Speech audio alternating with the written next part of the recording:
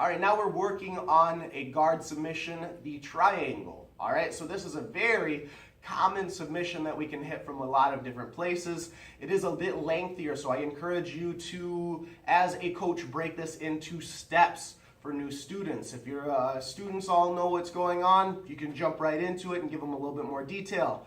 But go slow with this, this move here, okay?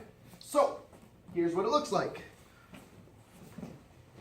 I'm going to have my partner in my guard. I'm just going to do it in full real quick. I'm going to pull on his wrist as he pulls back because we don't like to be controlled. I push it through to lock up my crooked guard, bring his arm across, grab my leg on top, pivot, and then sink down on the finish. Okay? So, to break this into steps, the first thing I would do is show them crooked guard.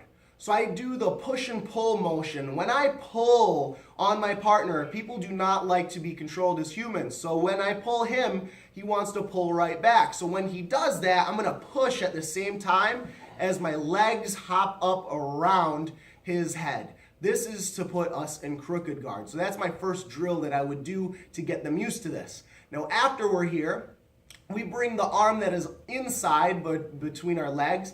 I push it across his neck. Okay, now I hold it with that same side arm just so it's completely across his neck, and I want to grab the shin that is on top of his shoulder.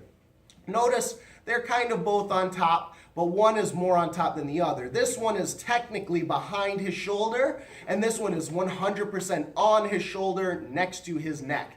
That is the leg that I'm going to grab around his head. The reason for this is to pull him down, make sure he can't sit up, because that's his escape. So I pull him down with that leg. That's my step 2. And step 3 is I'm going to take my free leg and I'm going to post on his hip to again turn to his arm, just like the arm bar. So I pivot off of him to hug that arm, just like the arm bar, because angles create strangles. I'm looking into his ear as best as I can. I want this leg across his shoulders. Now, I lift my leg on top and hold down. Now, I can finish with just my legs, but to add a finish, I want to pull down his head as I lift my hips up in the sky, just like this. That's it. Okay? All right. So, the common mistakes is locking up their legs incorrectly and just figuring this whole thing out. So that's why I say break it into steps. So step 1, I pull to push and get my legs around my partner's head. That's step 1. Just break that down there so they get into crooked guard. Now step 2 is I bring the arm across the neck. And step 3 is I grab the shin on top to pull them down. Okay, now step 3 is I pivot to the arm.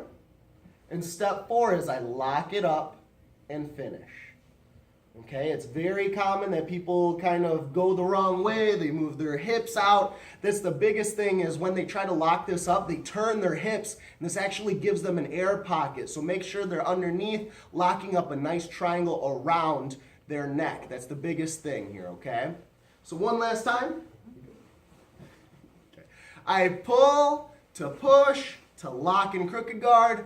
Push their arm across, grab the shin on top as I spin, lock up my legs, and hips up as I pull down for the finish.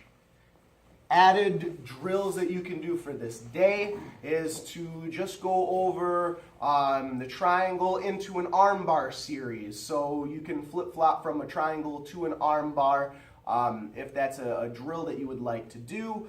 So they have different options, triangle defenses, using their leg to pull them and knock them over, and various ways to use a triangle.